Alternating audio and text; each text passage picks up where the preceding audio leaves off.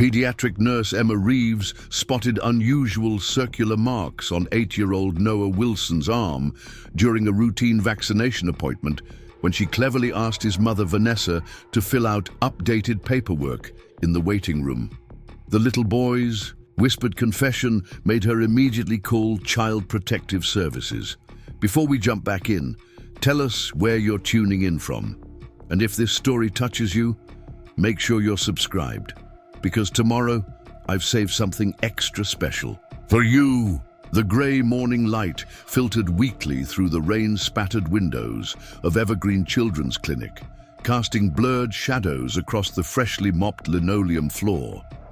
Emma Reeves tucked a strand of honey-blonde hair behind her ear as she reviewed the day's appointment schedule.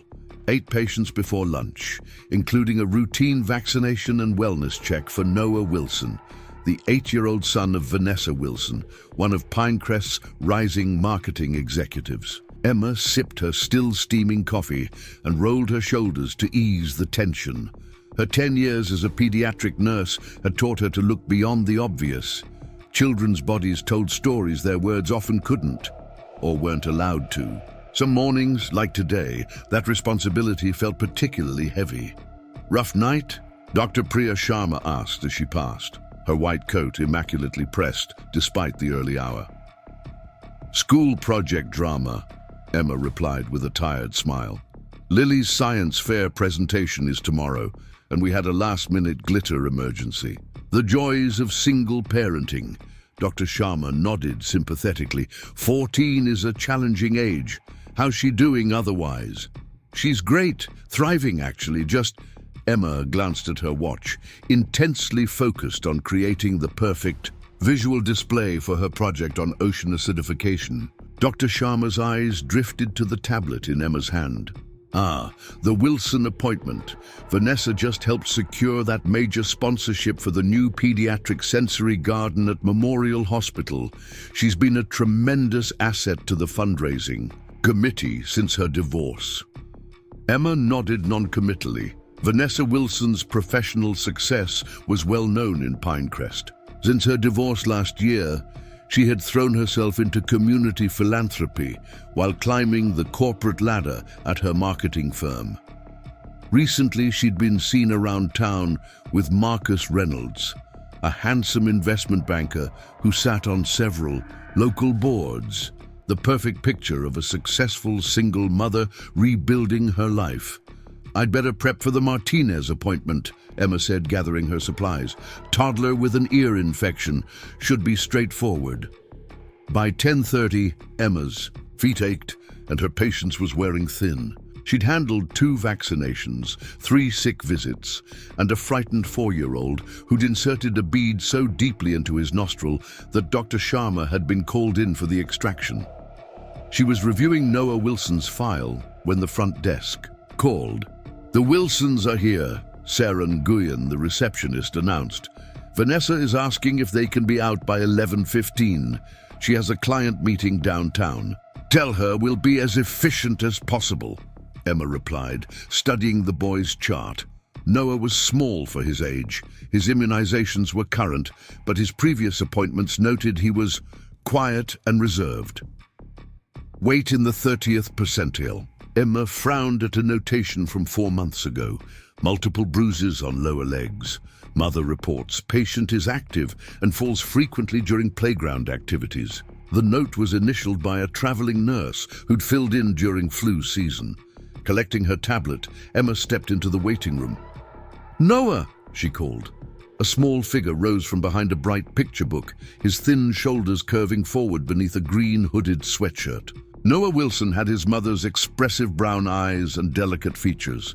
His light brown hair fell across his forehead in a neat fringe. Vanessa Wilson stood beside her son, one hand resting lightly on his shoulder. She was stylish in a tailored blazer and slim-fitting trousers, her dark hair cut in a sleek bob that emphasized her sharp cheekbones. Her smile was warm, but hurried. "Ms. Reeves," she said, extending her hand. Her grip was firm, professional. "We're on a bit of a tight schedule today. Marcus is picking us up for lunch with clients." "We'll do our best, Ms. Wilson," Emma replied evenly. She crouched down to Noah's level. "Hello there. I haven't seen you since your last checkup. How have you been feeling?" The child nodded almost imperceptibly, his eyes fixed on the floor. "Fine," he whispered. "Noah, remember what we talked about?" Vanessa prompted gently. "Eyes up when adults are speaking to you." "I'm fine, thank you," Noah repeated, briefly meeting Emma's gaze before looking away again. "Let's head back to the exam room," Emma said, leading them down the hallway. She noticed how Noah walked carefully, slightly behind his mother, as if measuring each step. In the examination room, Emma took Noah's vital signs, while Vanessa answered most of the preliminary questions. No, Noah hadn't been ill recently. Yes, he was doing well in school. Creative writing was his best subject. No allergies, no medications beyond a children's multivitamin. "Noah, I need you to take off your sweatshirt so I can check your heart and lungs, and then we'll do your vaccination," Emma said warmly. "I can help him," Vanessa offered quickly, reaching for the boy. "I can do it," Noah said softly, surprising both adults. Vanessa hesitated, then nodded. "All right, but be careful with your shirt. Remember how it got stretched last time." Emma noticed the tension in the interaction and made a quick decision. "Ms. Wilson, while Noah changes, would you mind filling out our updated contact information form? We've switched to a new electronic notification system for appointment reminders, and we need to verify everyone's preferences." Vanessa checked her watch. "Can't I do that after the appointment?" "The system update is happening during lunch," Emma improvised. "If we don't get your preferences entered before noon, you'll default to phone calls rather than texts." "Fine," Vanessa sighed, clearly preferring text messages. "Where do I need to go?" "Sarah at the front desk has the tablet ready. It should only take a few minutes," Emma added. "You can come right back when you're finished." As soon as Vanessa left the room, Emma turned to Noah. "Do you need help with your sweatshirt?" The boy was already carefully removing it, his movements cautious and measured. When he pulled the sweatshirt over his head, his long-sleeved t-shirt rode up slightly, exposing his midriff momentarily. Emma caught a glimpse of what looked like a bruise near his ribcage, but maintained her neutral expression. "That's great, Noah. You can put your sweatshirt on the chair," she said conversationally. "Now, I'll need to roll up your sleeve for the vaccination. Is that okay?" Noah nodded, extending his right arm. As Emma gently pushed up the sleeve of his t-shirt, she froze momentarily at what she saw. 3 small, perfectly circular marks marred the inside of Noah's forearm. They were in different stages of healing, one fresh and angry red, one scabbing over, one faded to a pale scar. They were unmistakably burn marks, the kind made by the end of a cigarette. Keeping her voice steady, Emma asked, "Noah, can you tell me what happened to your arm?" The child went completely still. "I fell," he whispered. "These marks look different from a fall," Emma said gently.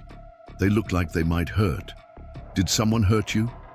Preparing and narrating this story took us a lot of time, so if you are enjoying it, subscribe to our channel. It means a lot to us. Now back to the story.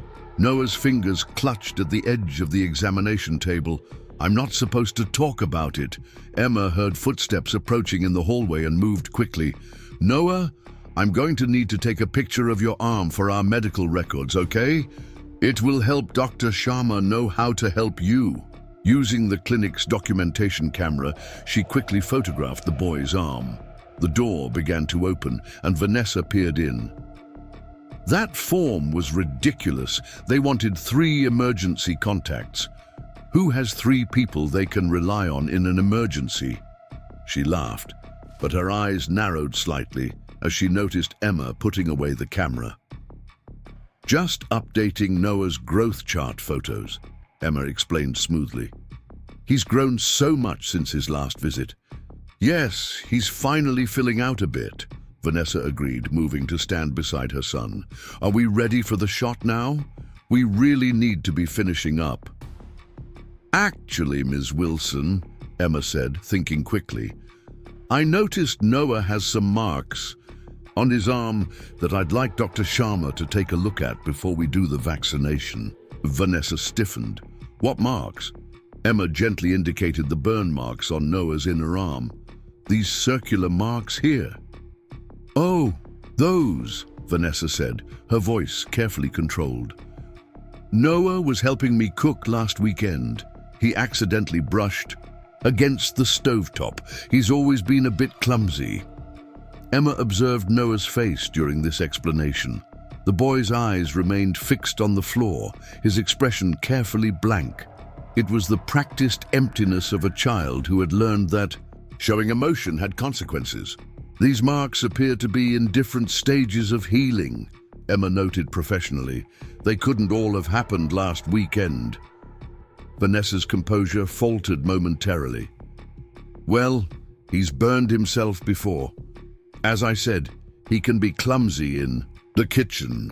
Is this really necessary? We have a tight schedule today. Ms. Wilson, would you mind stepping outside briefly while I ask Noah a few standard developmental assessment questions? It's part of our new protocol for children his age.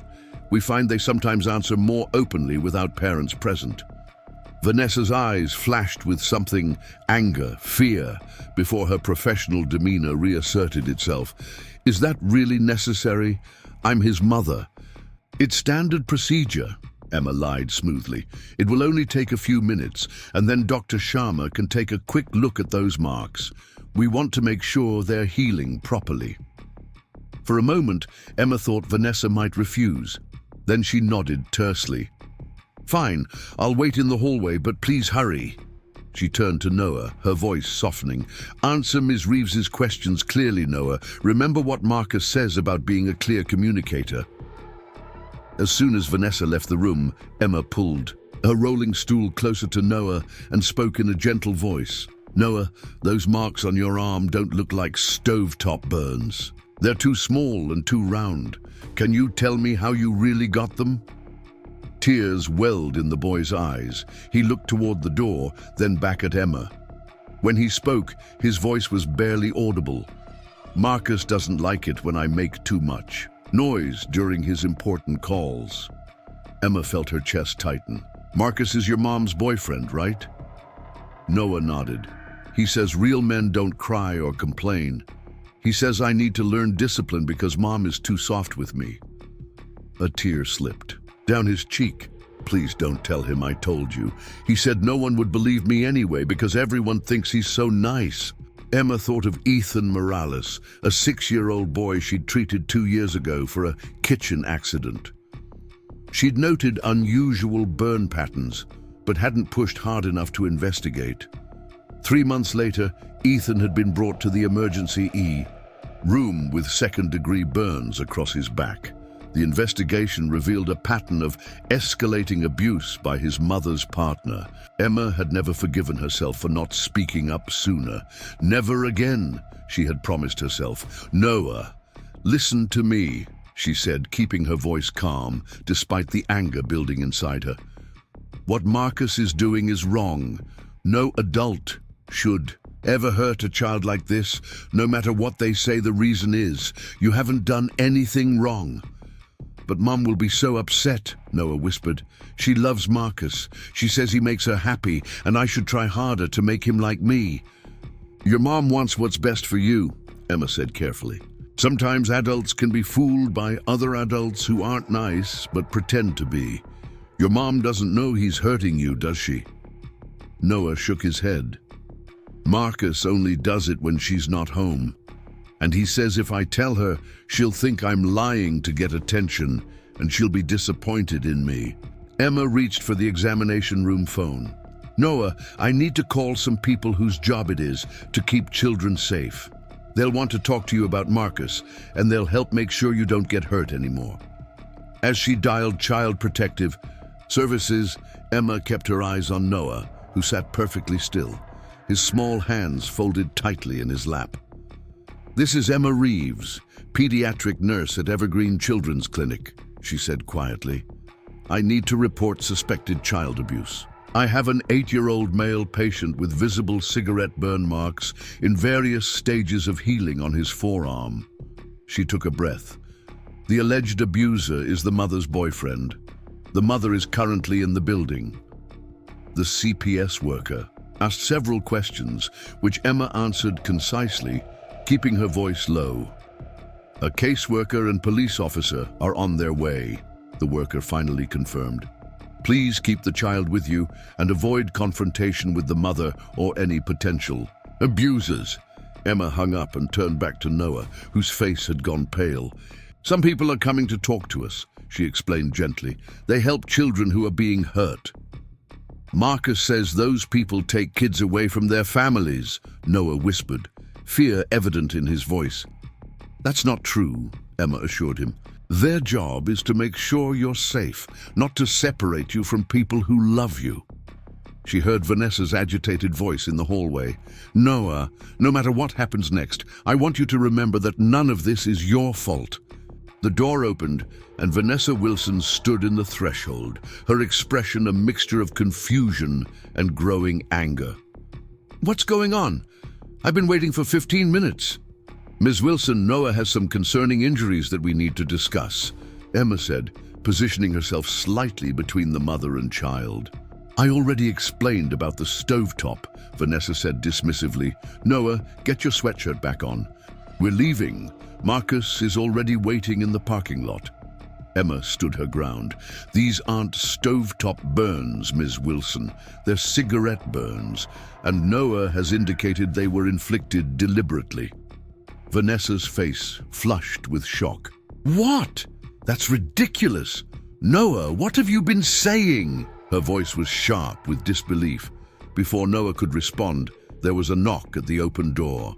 Dr. Sharma stood there with a concerned expression, accompanied by a police officer and a man in a button-down shirt and tie. What's happening? Dr. Sharma asked, looking between Emma and Vanessa. Ms. Wilson, I'm Officer Lopez, the policewoman said, stepping forward. We received a report of possible child abuse. I'll need to speak with everyone involved. This is insane, Vanessa protested, her professional composure crumbling. I would never hurt my son. According to Noah, the injuries were inflicted by your boyfriend, Marcus Reynolds, Emma explained quietly. Vanessa's expression shifted from anger to confusion. Marcus, that's not possible. He's wonderful with Noah. The man in the tie stepped forward. I'm James Bennett from Child Protective Services. We'd like to speak with Noah privately, and then with you, Ms. Wilson. I want to be with my son, Vanessa insisted, moving toward Noah protectively. I understand, Mr. Bennett said calmly, but our protocol requires that we speak with Noah alone first. As Officer Lopez gently explained the process to Vanessa, Emma noticed the woman's eyes darting to her son, then to the burn marks on his arm, now visible to everyone. The professional mask had fallen away, replaced by the raw fear of a mother confronting a possibility too terrible to comprehend. Noah, Vanessa whispered, is this true? Has Marcus been hurting you? The boy's eyes filled with tears as he nodded slowly. I'm sorry, Mom. He said you wouldn't believe me. Something broke in Vanessa's expression, a mixture of horror, guilt, and mounting rage. She turned to Officer Lopez. Marcus is waiting in the parking lot right now, in a black Tesla. While Officer Lopez radioed for backup, Dr. Sharma led Noah and Mr. Bennett to her private office. Vanessa sank into a chair, her hands shaking.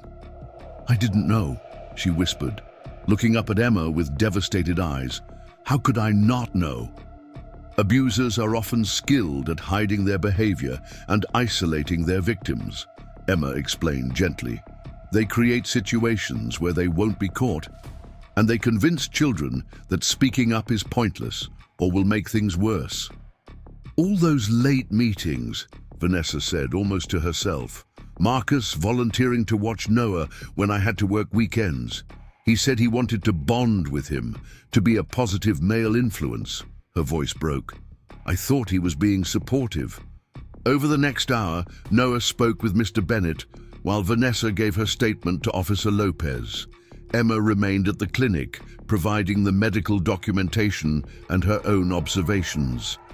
Through the window, she saw additional officers escorting Marcus Reynolds, handcuffed to a patrol car. His carefully crafted charm had vanished, replaced by cold fury as he spotted Vanessa watching from the clinic entrance. Later, in Dr. Sharma's office, Noah sat in a large armchair while Mr. Bennett gently questioned him. Emma remained present, at the boy's request, offering silent support. "Noah, can you tell me more about the marks on your arm?" Mr. Bennett asked. The child glanced at Emma, who nodded encouragingly. "Marcus doesn't like noise when he's working," Noah explained softly. "The first time, I was playing with my action figures and making explosion sounds. He came into my room and said he needed to teach me to be quiet." And through careful questioning, Bennett uncovered a pattern of escalating abuse that had begun 2 months ago, shortly after Marcus had moved in with Vanessa and Noah. The cigarette burns were the most recent form of discipline, preceded by pinching and painful twisting of arms and ears, actions that left few visible marks. "Did you try to tell your mom?" Bennett asked. Noah nodded.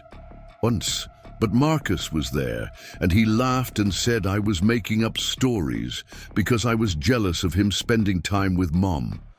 He said I had an overactive imagination. Mom seemed confused but told me I shouldn't make up stories about people.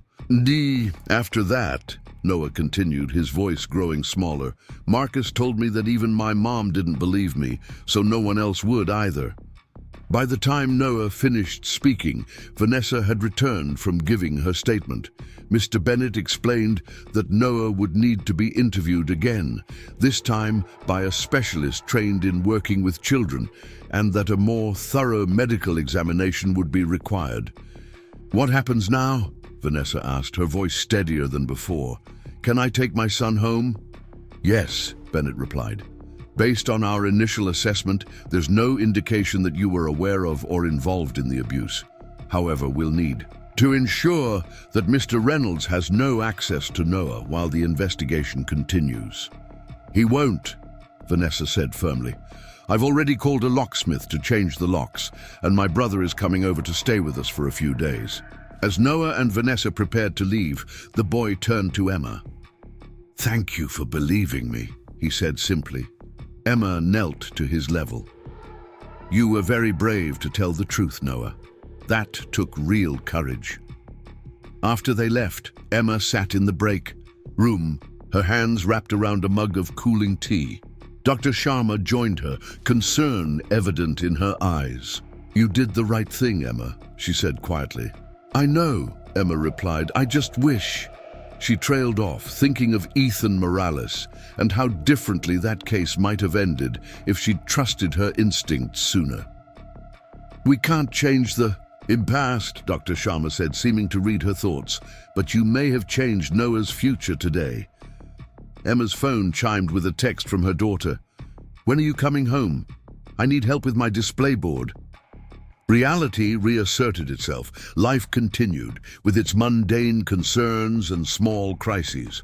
Emma replied that she'd be home soon, then gathered her things to leave. As she walked to her car, she noticed a folded note tucked under her windshield. "Wiper." For a moment, her heart raced with anxiety. Had Marcus somehow known who had reported him? With cautious fingers, she unfolded the paper. Inside was a hasty note in elegant handwriting. "Thank you for seeing what I couldn't. Majay." That evening, Emma helped Lily put the finishing touches on her science fair project, trying to keep her mind on coral bleaching and ocean temperatures rather than cigarette burns and a little boy's courage. "Mom, are you okay?" Lily asked. Noticing her distraction, "You seem weird tonight." "Just a difficult day at work," Emma replied, mustering a smile. "Something bad with a kid?" Lily asked perceptively. At 14, she was acutely aware of the world's cruelties. Something bad that hopefully won't continue, Emma answered carefully. Sometimes part of my job is noticing when things aren't right. Lily considered this as she adjusted the position of a graph on her display board. Like when Ms. Peterson noticed Zachary wasn't turning in homework anymore and found out his parents were getting divorced. Something like that, Emma agreed. Sometimes kids can't ask for help directly, so we have to pay attention to the other ways they tell us something's wrong. Later that night, after Lily had gone to bed, Emma sat in her darkened living room, thinking about Noah Wilson sleeping in his own bed, safe for now from Marcus Reynolds. She thought about Vanessa, likely lying awake with guilt and horror, questioning every interaction she'd witnessed between her boyfriend and her son. And she thought of Ethan Morales, whose case had ended with hospitalization but eventually recovery. She'd attended his 7th birthday party last month, a small act of atonement for her earlier failure. He was thriving now, in a home free from fear.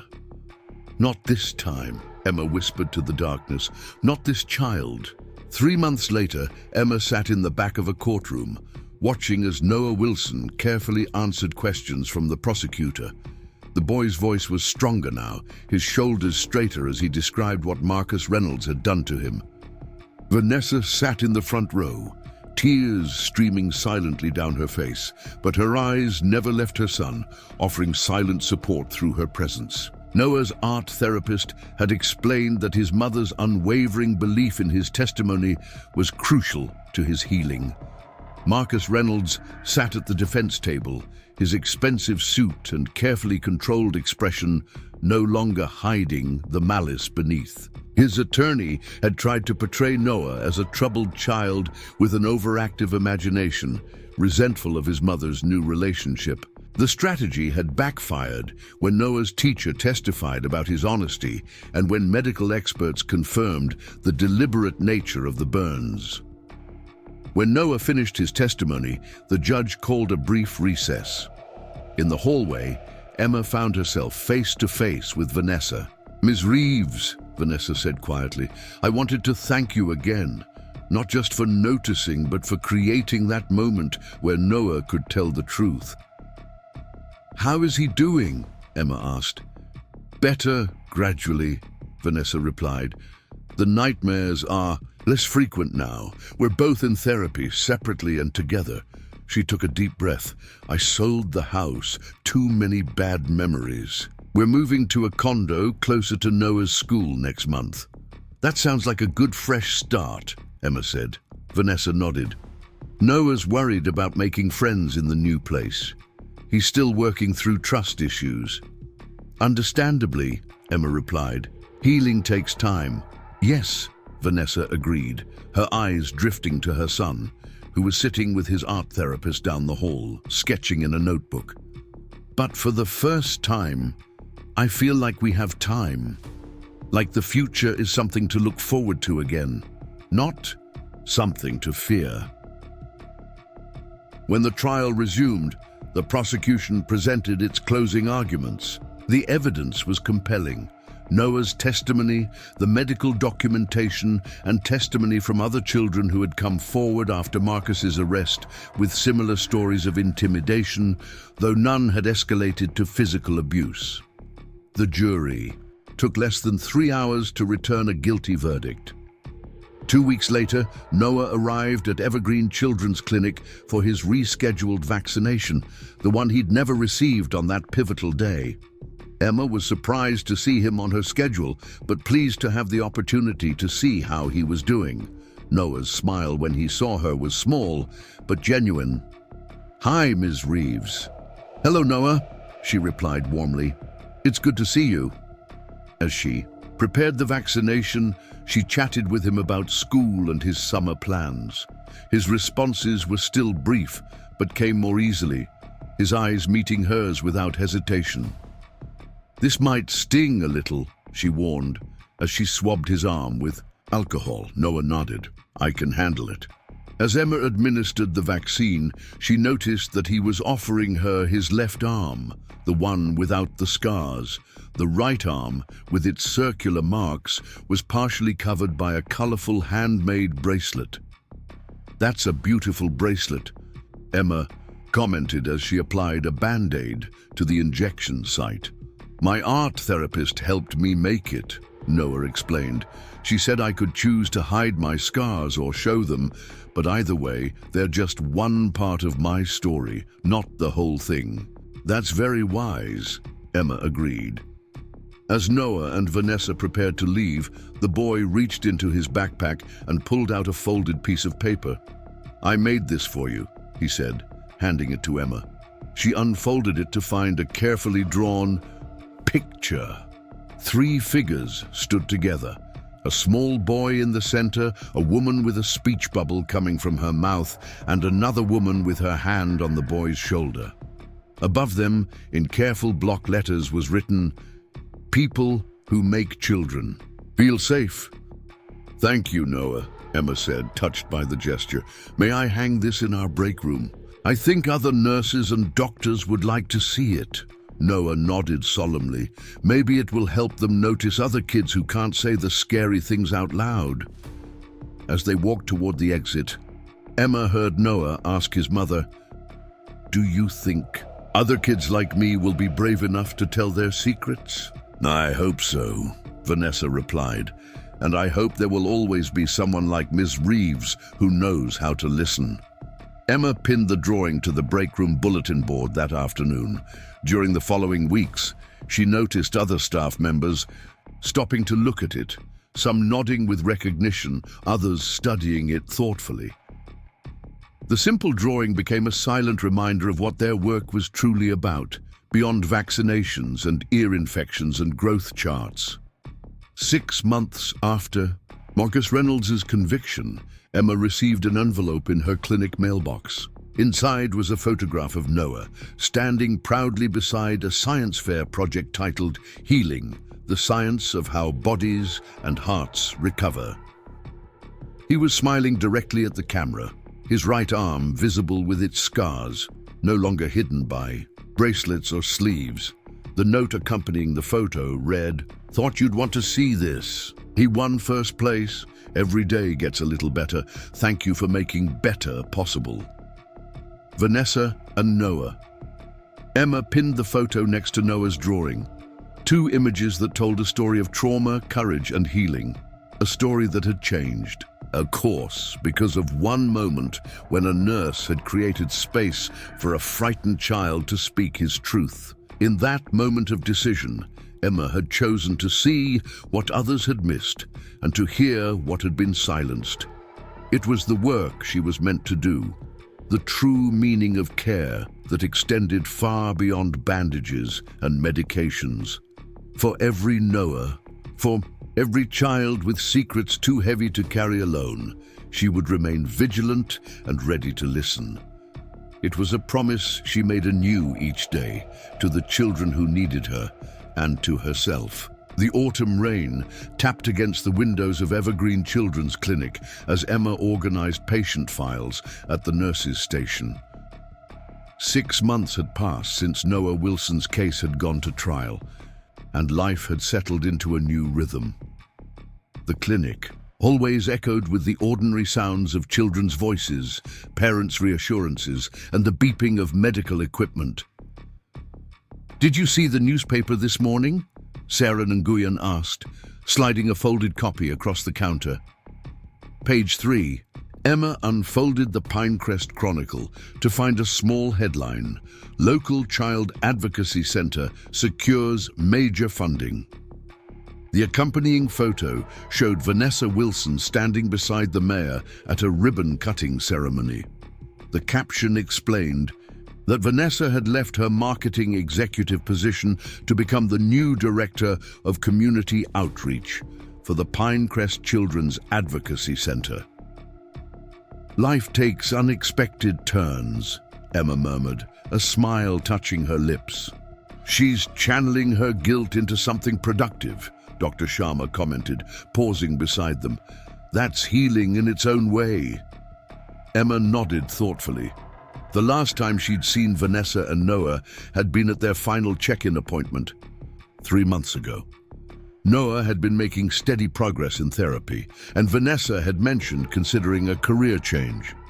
"I want to make sure what happened to Noah doesn't happen to other children," she had said.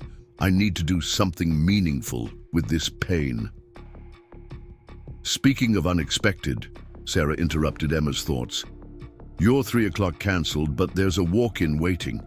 8-year-old girl with a persistent cough. Dr. Sharma's backed up with the flu cases. Can you take it?" "Of course," Emma replied, accepting the tablet with the patient information. She scanned it quickly. Zoe Mitchell, age 8, recent move. To Pinecrest, no established primary care physician yet. The waiting room was crowded with winter's usual array of sniffling children and weary parents. Emma spotted the Mitchell girl immediately. A small figure with copper-colored braids, hunched in a chair beside a woman who appeared to be scrolling through work emails on her phone. "Zoe Mitchell?" Emma called. The girl looked up, revealing a pale face with a spray of freckles across her nose. The woman beside her, presumably her mother, tucked her phone away and stood. "That's us," she said briskly, gathering an expensive-looking handbag and nudging Zoe to her feet. "I was hoping we wouldn't have to wait long. I have a conference. Call in 40 minutes. "We'll try to be efficient," Emma assured her, leading them to an examination room. "I'm Emma Reeves, one of the pediatric nurses here." "Caroline Mitchell," the woman replied, her handshake quick and impersonal. "We just moved here from Seattle last month. Zoe's been coughing for a week, and her school nurse suggested we have it checked." As Emma took Zoe's vitals, she noted the girl's quiet demeanor. Unlike most children who fidgeted during examinations, Zoe sat perfectly still, her green eyes watchful. When asked direct questions about her symptoms, she answered in whispers, glancing at her mother before each response as if seeking approval. "Zoe, can you take a deep breath for me?" Emma requested, positioning her stethoscope. "And again, please." The girl complied, and Emma detected a slight wheezing in her lungs. "How long have you had this cough, Zoe?" "Maybe 2 weeks," she whispered. "It's been exactly 9 days, Caroline corrected immediately. "It started the Tuesday after we moved in." Emma made a note on the tablet. "Any fever or chills?" "No," Caroline answered before Zoe could speak. "Just the cough, worse at night. I've given her over-the-counter cough syrup, but it hasn't helped much." Emma conducted the rest of the examination, noting that Zoe's weight was in the 15th percentile. For her age, on the low end, but not alarmingly so. When she asked Zoe to remove her sweater so she could listen to her chest more clearly, the girl hesitated. "It's okay, sweetheart," Emma assured her. "I just need to hear your lungs better." "Zoe, stop dawdling," Caroline said, a hint of impatience in her voice. "Ms. Reeves has other patients waiting." Reluctantly, Zoe removed her purple cardigan, revealing a long-sleeved shirt underneath. As she reached up to adjust her collar, the sleeve pulled back slightly, revealing a pattern of small, finger-shaped bruises on her wrist. Emma kept her expression neutral, but her internal alarm bells were ringing. "Zoe, I'd like to check your temperature and look in your throat now. Is that okay?" The girl nodded, and Emma proceeded with the examination while formulating a plan. The bruises might have innocent explanations, but Zoe's demeanor, combined with her mother's controlling responses, raised concerns. "Mrs. Mitchell," Emma said, maintaining a professional tone, "Dr. Sharma will want to follow up with a few additional tests. Our receptionist has some new patient paperwork that needs to be completed before we can proceed. Would you mind handling that while I continue Zoe's assessment?" Caroline checked her watch. "Is this going to take much longer? I really have that call." "The paperwork will take about 10 minutes, Emma replied. "You could complete it here, but it would be quieter at the reception desk. There's a private alcove with a desk." After a moment's hesitation, Caroline sighed. "Fine." "Zoe," Behave for Ms. Reeves. I'll be right outside." As soon as the door closed behind Caroline, Emma pulled up a stool and sat at Zoe's eye level. "Zoe, your lungs sound a little wheezy. I think you might have a mild case of bronchitis. We'll get you some medicine. That should help." The girl nodded, her eyes still downcast. "I noticed some bruises on your wrist," Emma continued gently. "Can you tell me how you got those?" Zoe's hand instinctively covered her wrist. "I fell," she whispered, the standard response Emma had heard countless times from children hiding injuries. "That must have hurt," Emma said conversationally. "You know, part of my job is to make sure kids are healthy and safe. If something or someone is hurting you, I'd like to help." Zoe's eyes darted to the door, checking that her mother wasn't returning. "My mom gets mad sometimes," she finally whispered, so softly Emma had to lean closer to hear, "when I don't do things fast enough, or when I remind her of my dad." "Your dad?" Emma prompted carefully. "They're divorced. Mom says he abandoned us, but I heard them fighting about custody." Zoe's voice trembled. She grabbed my arm really hard when I asked if I could call him on my birthday. Emma's mind was already calculating next steps, but she kept her expression calm and engaged. "When was your birthday, Zoe?" "Last week. I turned 8. A flicker of pride momentarily brightened her face before fading back into caution. "That's a big birthday," Emma smiled. "Did you have a celebration?" Zoe shook her head. "Mom said maybe next weekend if I'm better behaved this week." The door handle turned, and Zoe immediately straightened, her expression closing like a shutter. Caroline Mitchell re-entered holding a clipboard. "These forms are ridiculously detailed," she complained. "I had to list every childhood illness Zoe's ever had." "Thank you for being thorough," Emma replied. "I've noted some wheezing in Zoe's lungs that suggests bronchitis. Dr. Sharma will want to confirm, but will likely prescribe an antibiotic and possibly an inhaler." As Emma explained the likely treatment plan, she surreptitiously took photos of Zoe's wrist bruises using the tablet's documentation feature, angling the screen away from Caroline. The clinic's protocol for suspected abuse required visual evidence whenever possible. "Mrs. Mitchell, we have a brief health questionnaire for all new patients Zoe's age," Emma continued smoothly. "It helps us establish baseline information about development and home life. Would you mind stepping out again for just 5 minutes? Children tend to answer more honestly without parents present." Caroline frowned. "What kinds of questions?" "Standard developmental assessment, sleeping patterns, friend relationships, school adjustment, emotional regulation, nothing invasive." Emma maintained eye contact, projecting professional confidence. "It's completely routine for 8-year-olds. After a moment's hesitation, Caroline nodded. "Fine, but please be quick. My call really is important. It's with potential investors." Once Caroline had left the room again, Emma set aside the tablet and looked directly at Zoe. "Zoe, I want you to know that if someone is hurting you, even someone in your family, it's not your fault, and there are people who can help." The girl's eyes filled with tears. "She'll be so angry if I say anything." "You're very brave for telling me." "About your wrist," Emma said gently. "I'm going to need to talk to some other people whose job it is to make sure children are safe. They'll want to talk with you too." "Will I get taken away?" Fear edged Zoe's voice. "The goal is always to keep families together safely," Emma assured her, though she knew outcomes varied widely.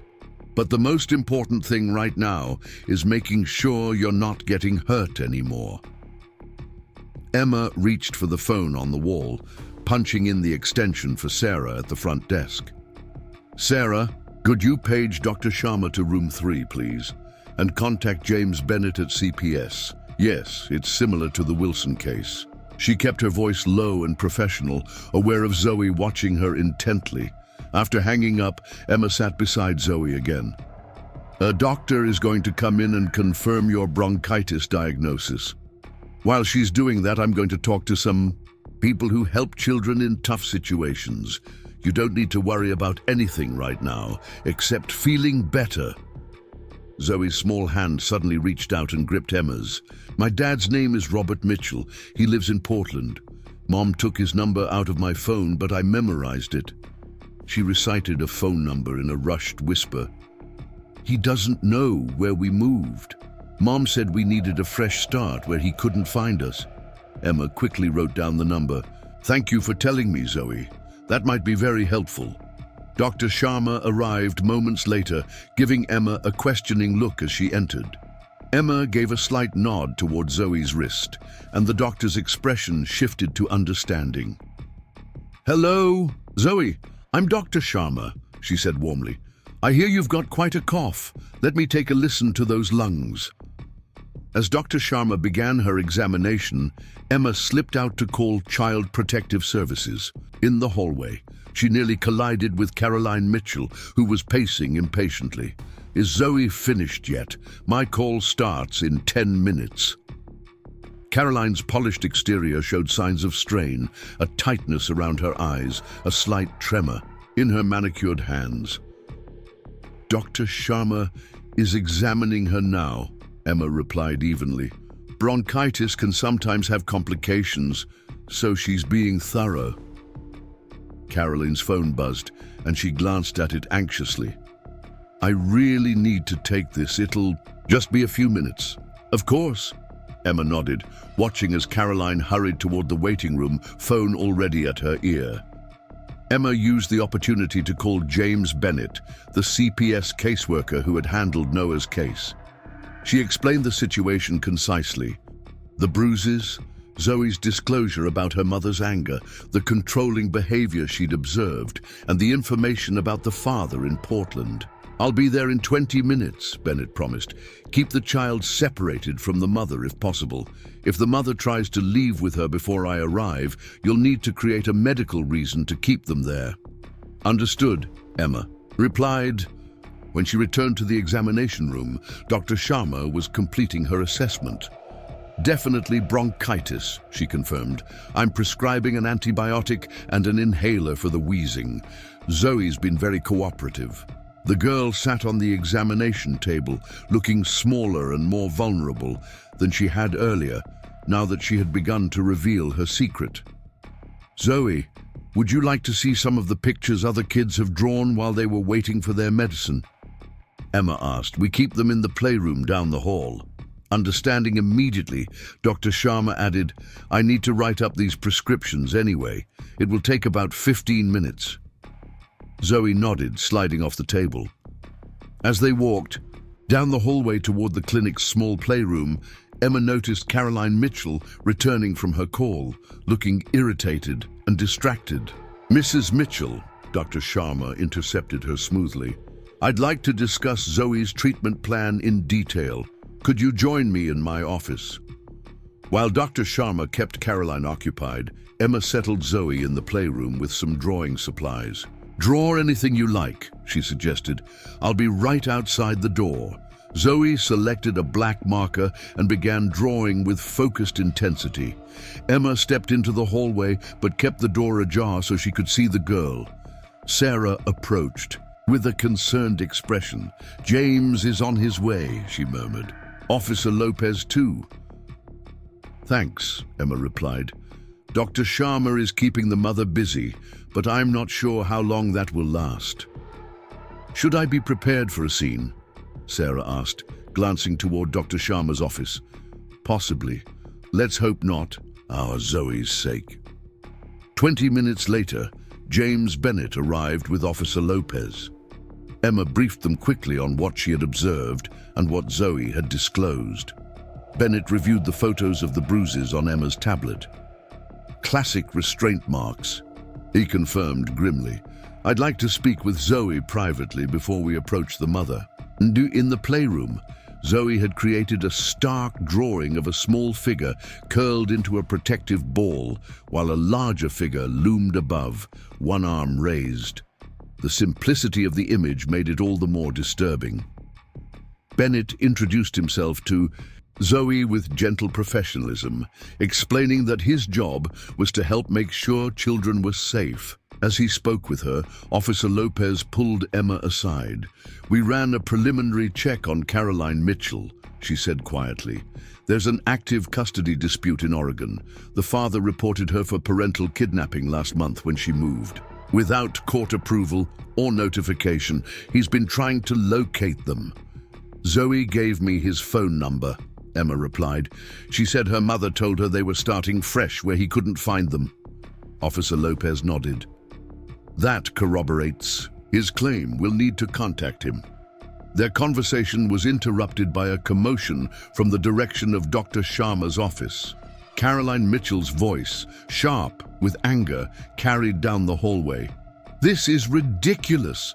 I brought her in for a cough, not a child welfare investigation." Zoe's head snapped up at the sound, her face paling with fear. Bennett calmly positioned himself between the child and the door. "It's okay, Zoe. Officer Lopez and I are here to make sure everything stays safe." Caroline appeared in the hallway, Dr. Sharma following with a concerned expression. When Caroline spotted Officer Lopez, she froze momentarily before her demeanor shifted from indignation to careful control. "What is this about?" she demanded, her voice now measured.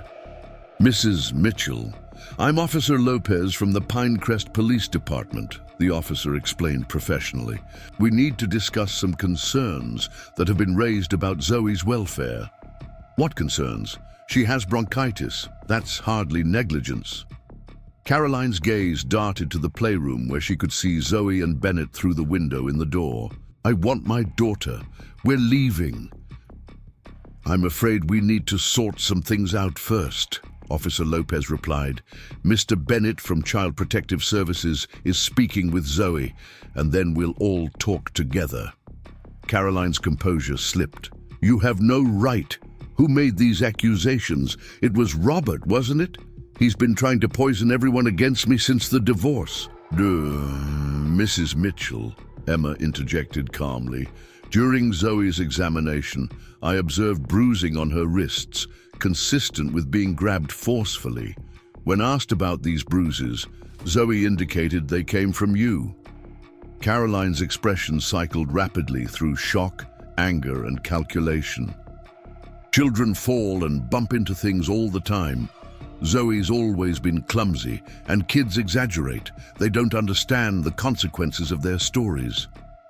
"Why don't we discuss this somewhere more private?" Dr. Sharma suggested, gesturing toward her office. "The waiting room is full of patients." With obvious reluctance, Caroline allowed herself to be guided back to the office. Officer Lopez accompanied them, while Emma remained near the playroom, where Bennett was still talking with Zoe. Through the window, Emma could see the girl showing Bennett her drawing, her small finger pointing to different elements as she explained something. Bennett nodded solemnly, taking notes. After several minutes, he emerged from the playroom. "Zoe's disclosed a pattern of physical and emotional abuse," he said quietly to Emma. "She's described being grabbed, shaken, and slapped when she doesn't meet her mother's expectations or when she mentions her father. She also reports being locked in her room for hours as punishment." Emma felt a familiar mixture of sadness and anger tightening her chest. What happens now? "Given the circumstances and the kidnapping allegation, we'll place Zoe in emergency foster care while we investigate and contact her father," Bennett explained. "Officer Lopez is calling for backup before we inform Mrs. Mitchell." "May I say goodbye to Zoe before you take her?" Emma asked. Bennett nodded. "Of course. She seems to trust you." Inside the playroom, Zoe sat with her drawings scattered. Around her, most depicted similar scenes, a small figure and a larger, threatening one, or a child alone in what appeared to be a bedroom. "Zoe?" Emma sat beside her. "Mr. Bennett and Officer Lopez are going to take you to stay with a nice family for a little while, until they can sort things out with your mom and dad." Fear flickered across the girl's face. Will there be other kids there? I believe so, Emma replied, remembering that the Johnsons, one of Pinecrest's most experienced foster families, had 2 children of their own. They're a family that helps take care of children temporarily when they need a safe place. Zoe nodded slowly, then held out one of her drawings. Can you keep this, so you remember me? Emma accepted the paper with gentle hands. Unlike the others, this drawing showed 2 figures side by side, one small, one adult-sized, both smiling. In childish print above them, Zoe had written, "The nurse who listened." "I'll keep it safe," Emma promised, feeling a lump form in her throat. "And Zoe, you were very brave today. Remember that." 20 minutes later, Officer Lopez and her backup escorted a seething Caroline Mitchell from the clinic. The woman's carefully constructed poise had crumbled entirely, replaced by bitter accusations directed at everyone. The clinic staff for overreaching, the officers for harassment, and most venomously, her ex-husband for turning the system against her. Emma watched from the nurse's station as Bennett led Zoe out a different exit, the girl's small backpack slung over his shoulder. Zoe glanced back once, her eyes finding Emma's for a brief moment before she disappeared through the door. "You did right by that child," Dr. Sharma said, appearing beside Emma. "I hope so," Emma replied. "I keep thinking about what might have happened if she hadn't come in for that cough." "But she did," Dr. Sharma reminded her. "That's what matters. You saw beyond the presenting symptom to the real illness." That evening, Emma sat at her kitchen table, a mug of tea cooling before her as she stared at the drawing Zoe had given. Lily wandered in, rummaging through the refrigerator for a snack. "Another rough day?" she asked, noticing her mother's pensive expression. Emma managed a small smile. "Yes, but a necessary one." Lily peered over her shoulder at the drawing. "Did a patient give you that?" "Yes, a very brave little girl. Is she going to be okay?" Lily's perceptiveness sometimes startled Emma. The teenager had developed an intuitive understanding of her mother's work over the years. "I hope so," Emma replied honestly. "People are working to make sure she will be."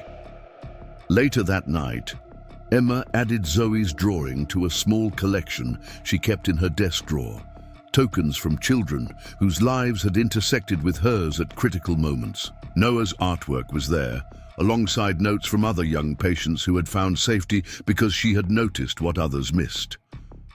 Her phone buzzed with a text from Sarah. "Just heard from James.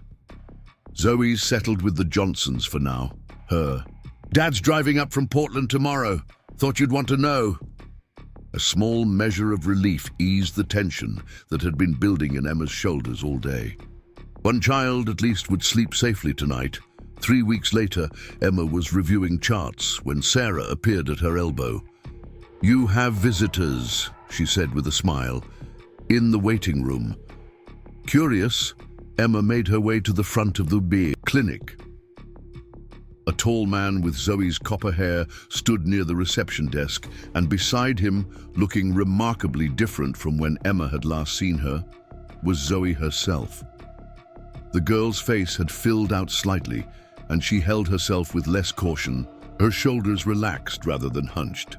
"Miss Reeves," Zoe called, a genuine smile lighting her face when she spotted Emma. "Zoe," Emma replied warmly. "How are you feeling? Has your cough improved?" "All better," the girl nodded emphatically. "The medicine worked." The man stepped forward, extending his hand. "Robert Mitchell, I wanted to thank you in person for what you did for my daughter." His handshake was firm but gentle, nothing like the controlling grip Emma had encountered in abusers like Marcus Reynolds. "I was just doing my job," she replied simply. "You did far more than that," Robert insisted. "The judge granted me emergency custody last week based partly on your documentation and testimony. If you hadn't noticed those bruises and created that opportunity for Zoe to speak..." He trailed off, emotion making further words unnecessary. "How are you settling in?" Emma asked Zoe, crouching to the girl's level. Dad found a house here in Pinecrest, Zoe explained excitedly, so I can stay at my new school, and I have my own room with a star projector on the ceiling. That sounds wonderful, Emma smiled. We're hoping to make this our permanent home, Robert added. Caroline has been ordered to undergo psychological evaluation and parenting classes before supervised visitation can begin. His expression grew serious. She's fighting it, of course, but the evidence was overwhelming. Mr. Bennett mentioned that you had kept detailed records of past incidents, Emma noted. Robert nodded. For years. But the courts in Portland seemed to view it as just typical divorce acrimony. It took Caroline crossing state lines without permission for anyone to take it seriously. He shook his head in frustration before his expression softened as he looked at his daughter. But that's behind us now. We're focusing on moving forward. Zoe brought something for you, he prompted gently. The girl reached into her backpack and pulled out a carefully wrapped package. Oh, I made this in art therapy, she explained proudly, as Emma unwrapped it to reveal a small clay sculpture of two hands, one large, one small, palms up, supporting each other. It's beautiful, Emma said sincerely, touched by the symbolism. The therapist said hands can hurt or help, Zoe explained solemnly. I want to remember the helping ones. As they said their goodbyes, promising to return for Zoe's next checkup in 6 months, Emma felt the familiar, bittersweet mixture of emotions that accompanied these resolutions. Joy at seeing a child find safety, sadness for the trauma that could never be entirely erased, and hope for the healing that had already begun. At the nurse's station, Dr. Sharma was reviewing Emma's afternoon schedule. I've added a training session next Thursday, she mentioned. You'll be presenting to the new nurses on recognizing non-verbal signs of distress in pediatric patients. Emma raised an eyebrow in surprise. Me? Who better? Dr. Sharma replied matter-of-factly. You've demonstrated that skill repeatedly. It's time you shared it formally. That evening at home, Emma placed Zoe's sculpture on her bedroom dresser, where the morning light would catch it. Lily appeared in the doorway, curious, as always. Another gift from a patient? She asked. Yes, Emma replied, from the girl who drew the picture I showed you. Lily studied the clay hands. It's like they're offering something. Or receiving, Emma suggested. Sometimes it's hard to tell the difference. Later, as Emma prepared for bed, her phone chimed with an email notification. The sender was James Bennett, with the subject line, Update on Previous Cases. She opened it to find brief summaries of several children she had helped over the past year. Noah Wilson was thriving in his new school, his art therapy drawings now filled with bright colors rather than shadows. Ethan Morales had been selected for a gifted math program. A photograph showed them both at a recent Advocacy Center event, standing alongside Vanessa Wilson, who had apparently taken them under her wing as part of her new mission. The final paragraph simply read, Zoe Mitchell's case has been accepted for review by the state's task force on family court reform. Her story, along with others, will inform new guidelines for evaluating abuse allegations during custody disputes. Your documentation was instrumental in highlighting the systemic failures that initially missed the warning signs. Emma set down her phone, a profound sense of satisfaction warming her chest. The system wasn't perfect. Children still fell through the cracks, warning signs were still missed, adults still failed to protect the vulnerable. But sometimes, when someone paid attention to the unspoken cries for help, the cycle could be broken. She thought of the children whose lives had intersected with hers at crucial moments. Noah with his cigarette burns, Ethan with his scalded back, Zoe with her bruised wrists. Different children, different circumstances, united by the silence that had been imposed on them and the courage they had found when given the chance to speak. The greatest gift we can offer any child, Emma had once told Lily, is to truly see them, not just what they show the world, but what they're trying to hide. As she drifted towards sleep, Emma's thoughts returned to the clay sculpture, hands offering, hands receiving, hands supporting. In her work, the line between giving and receiving often blurred. For every child she helped, she received something in return. A drawing, a sculpture, a smile of relief, or simply the knowledge that one more young life had a chance to unfold. As it should, free from fear, full of possibility. In the morning, there would be more children, more stories to uncover, more silences to interpret. For now, she found peace in knowing that across town, Zoe Mitchell was sleeping safely beneath her star projector, her father's protective presence just down the hall, her voice finally heard. Spring sunshine streamed through the windows of Evergreen, children's clinic, creating pools of golden light on the freshly polished floors. Emma Reeves adjusted the colorful bulletin board outside the pediatric examination rooms, pinning up new educational materials about childhood immunizations. The warmth of the season had brought with it the usual uptick in playground injuries and seasonal allergies, keeping the clinic bustling. "Your 3 o'clock is here early," Sarah Nguyen called from the reception desk. "The Henderson family. Annual wellness check for Ben, age 6. Emma nodded, collecting her tablet and glancing at the wall clock. She had just enough time to review Ben's file before seeing him. Making her way to the nurse's station, she scrolled through the boy's medical history, normal growth development, all vaccinations current, mild peanut allergy. Nothing that raised any flags. The past few months had been professionally rewarding for Emma. After the Mitchell case, Dr. Sharma had appointed her to lead a new training program for clinic staff on recognizing signs of child abuse. The initiatives she'd implemented had already resulted in 2 additional cases being identified and addressed. The work was emotionally taxing, but deeply meaningful. In the waiting room, Emma spotted Ben Henderson immediately, a small, energetic boy with dark curls who was currently engrossed in a picture book about dinosaurs. His father, Daniel Henderson, sat beside him, responding patiently to Ben's excited commentary about velociraptors. "Ben Henderson?" Emma called with a warm smile. The boy looked up, clutching his book. "That's me. I'm 6 now," he announced proudly. "I see that in your chart," Emma replied, matching his enthusiasm. "Happy belated birthday." Daniel Henderson stood, extending his hand with a tired smile. He was a tall man with gentle eyes and shoulders that seemed to carry an invisible weight. "Thanks for fitting us in.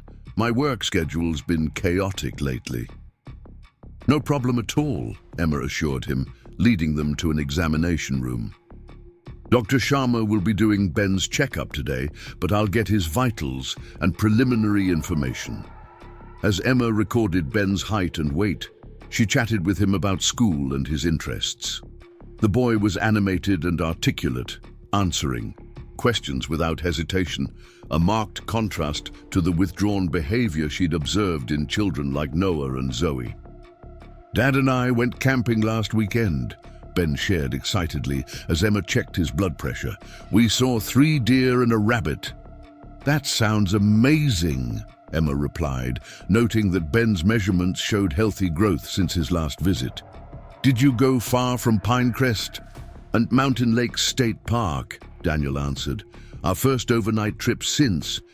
He trailed off, a flicker of grief crossing his features before he quickly composed himself. It was good to get away. Emma recalled reading in Ben's file that his mother had died of cancer approximately 18 months ago. "Well, it sounds like you two had quite the adventure," she said, maintaining her cheerful tone for Ben's benefit while acknowledging Daniel's momentary vulnerability with a gentle smile. "Ben, I need to listen to your heart and lungs now. Can you lift up your shirt for me?" Emma asked, warming her stethoscope between her palms. The boy complied readily, pulling up his dinosaur-themed t-shirt. As Emma positioned her stethoscope, She noticed several small circular bruises on Ben's left side, just below his ribcage. They were in a clustered pattern, unlike the random bruising active children typically acquired from play. Keeping her expression neutral, Emma completed her examination while making mental notes. The bruises appeared to be a few days old, with that distinctive yellowish hue of healing contusions. Their placement and pattern were unusual, not where children normally bumped or fell. "Deep breath in," she instructed, moving the stethoscope across Ben's back. "And out. Good job." As Ben lowered his shirt, Emma casually asked, "I noticed you have some bruises on your side, Ben. Did you bump into something during your camping trip?" Ben glanced quickly at his father before answering, "I fell on some rocks when we were hiking. It was slippery near the creek." Daniel frowned, concern evident in his expression. "You fell? Why didn't you tell me you were hurt, buddy?" The boy shrugged. "It didn't hurt that much, and I didn't want you to worry." Something about the interaction struck Emma as odd. Ben's explanation was plausible, but his quick glance at his father before responding raised a small flag in her mind.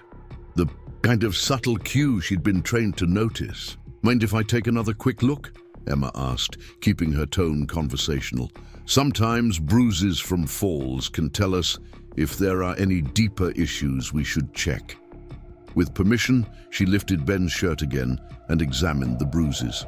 More carefully, the pattern was distinctive. 4 small, round contusions that could have been made by fingertips gripping too tightly. Not typical of a fall onto rocks. Emma made a note in the electronic chart about the bruising, including her observations about the pattern and placement. She needed more information before determining if there was cause for concern. "Ben, Dr. Sharma will want to do a few standard tests as part of your checkup," Emma explained. "Before she comes in, I have some forms your dad needs to complete for our updated records. Mr. Henderson, would you mind stepping out to the reception desk? Sarah has the paperwork ready." Daniel looked mildly confused but nodded. "Sure, no problem. Ben, I'll be right back, okay?" Once Daniel had left the room, Emma pulled up a stool and sat facing Ben. "Those are some pretty cool dinosaurs on your shirt," she began, establishing rapport. "Do you have a favorite?" "T-Rex," Ben answered immediately, his eyes lighting up. "They're the strongest." "They're pretty impressive," Emma agreed. "No, Ben. Part of my job is making sure kids are healthy and safe. Sometimes that means asking questions about things like bruises or injuries." Ben's enthusiasm dimmed slightly, but he nodded. "Can you tell me exactly how you got those bruises on your side?" Emma asked gently. "It's okay to tell me the truth, even if it might make someone upset." Ben fidgeted with the hem of his shirt. "I told you, I fell on rocks. It's just that the bruises have an unusual shape for a fall," Emma explained. "They look more like finger marks, like someone might have grabbed you too hard." The boy's eyes widened slightly, but he remained silent. "Has anyone grabbed you like that, Ben?" Emma pressed gently. "Maybe when they were angry or frustrated." Ben's lower lip trembled. "I'm not supposed to talk about home stuff with other people." That response immediately heightened Emma's concern. "Who told you that?" "Grandma Vivian. She says family business stays in the family." Emma nodded slowly, keeping her expression open and non-threatening. "That's usually a good rule, but there's an exception. If someone is hurting you, it's always okay to tell a doctor or nurse or teacher. We're here to help." Ben studied his sneakers intently. "Grandma didn't mean to hurt me. She just gets mad sometimes when I remind her of Mom." The pieces began to fall into place. "Is Grandma Vivian your mom's mother?" Emma asked. Ben nodded. "She lives with us now. Dad says it's because she needs help, but I think it's because she thinks Dad needs help with me." "I see. And does Grandma Vivian take care of you when your dad is at work?" "Yeah, she picks me up from school and makes dinner. But sometimes she gets really sad about Mom, and then she gets mad if I make noise or mess up things." Did she grab your side like that when she was mad? Emma asked, gesturing to the bruises. Ben hesitated, then gave a small nod. I spilled juice on the photo album with Mom's pictures. I was trying to look at her, but Grandma said I ruined it. She got really mad. Emma's heart ached for the boy, even as her professional training kicked in. This wasn't a clear-cut case of intentional abuse like Marcus Reynolds or Caroline Mitchell. This sounded like a grieving grandmother who was struggling with her emotions and had moments where her control slipped, still harmful to Ben, but potentially addressable through intervention rather than removal. Thank you for telling me, Ben. That was very brave, Emma said sincerely. Has Grandma Vivian hurt you other times? Sometimes she squeezes my arm really hard when I talk about Mom too much, or when I leave toys out. Ben's voice dropped to a whisper. Once she slapped my face when I said I couldn't remember what Mom's voice sounded like. Emma felt a surge of protective concern. Does your dad know about this? Ben shook his head vigorously. Grandma says Dad has enough to worry about. She says he might get sick from stress like Mom did if I make problems. I don't want Dad to get sick too. His voice rose with anxiety at the thought. That won't happen, Emma assured him quickly. Your dad won't get sick from knowing the truth. In fact, I think he would want to know if you're getting hurt, even if it's by someone else in your family. Before Ben could respond, Emma heard footsteps approaching. She gave the boy's hand a reassuring squeeze. Ben, I'm going to need to talk to your dad about this, but I'll make sure he understands that you were trying to protect him by not saying anything before. Okay? Ben looked terrified. Grandma will be so mad. My job is to make sure you're safe, Emma reminded him gently. I promise we'll handle this carefully. The door opened, and Daniel Henderson stepped in, paperwork in hand. All done, he announced. Is everything okay? His expression shifted to concern as he registered the serious atmosphere in the room. Mr. Henderson, Dr. Sharma will be in shortly for Ben's examination, Emma said professionally. Before she arrives, there's something I need to discuss with you. Ben has shared some concerning information about interactions with his grandmother that I believe you should be aware of. Daniel's face registered confusion, then alarm. What? What's going on? Emma turned to Ben.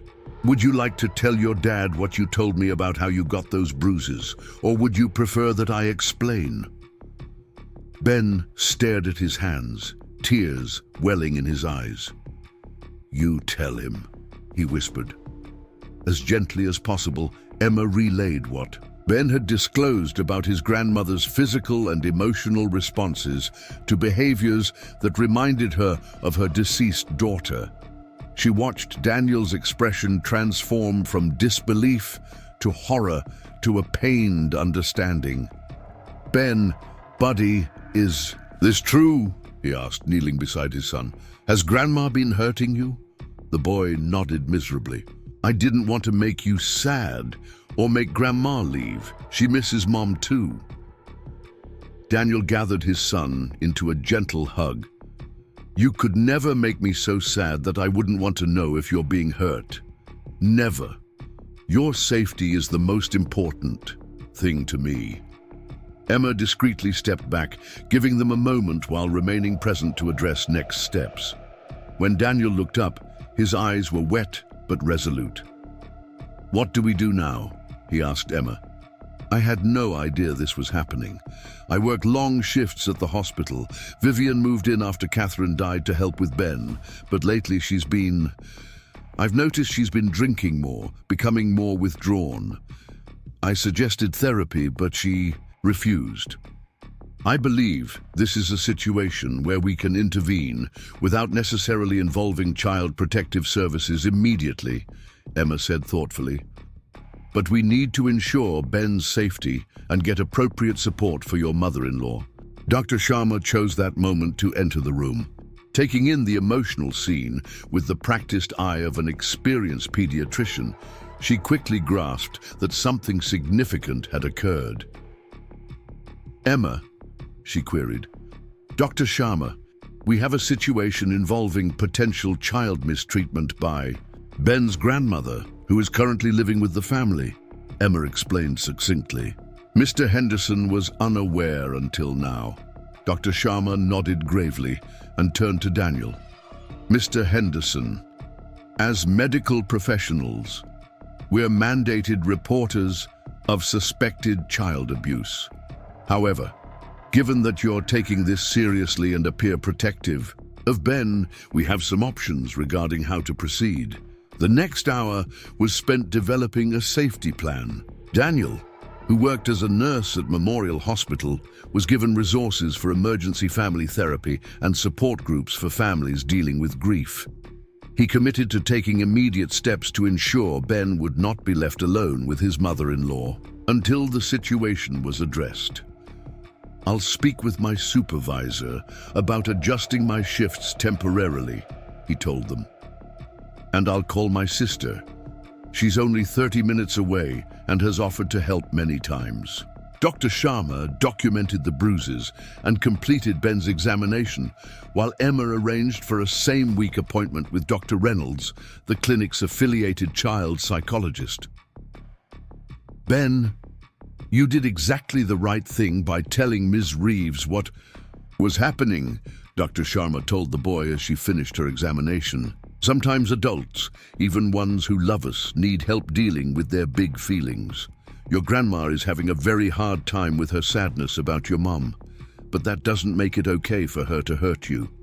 After the Hendersons left with their follow-up appointments scheduled and safety plan in place, Emma found herself in Dr. Sharma's office discussing the case. "You created the opportunity for that disclosure very skillfully," Dr. Sharma noted. "The training program you've developed for the staff is clearly working." "This one was different from the others," Emma reflected. "It's not a clear-cut case of deliberate abuse, but rather a grieving woman who's lashing out harmfully. The father is protective and was genuinely unaware." "Those can be the most challenging cases," Dr. Sharma acknowledged. "The line between family support and child protection isn't always clear, but you navigated it well." 2 weeks later, Emma was reviewing charts when Sarah transferred a call to her station. "It's Daniel Henderson," the receptionist explained. "He specifically asked to speak with you." "Emma Reeves speaking," she answered, curious about the reason for the call. "Ms. Reeves, it's Daniel Henderson, Ben's father," came the response. "I wanted to update you on our situation since you were so helpful." "I appreciate that, Mr. Henderson. How are things going?" "Better than I expected, actually," Daniel replied, his voice reflecting cautious optimism. "After our appointment, I confronted Vivian, my mother-in-law, about what Ben had disclosed. At first, she denied everything, then broke down completely. It was difficult." "I can imagine," Emma said sympathetically. "She's agreed to move into an assisted living community that has a grief counseling program. My sister has been staying with us in the meantime to help with Ben, and we've had 2 family therapy sessions already." He paused.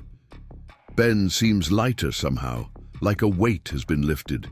He's talking about his mom more openly, sharing memories, without fear."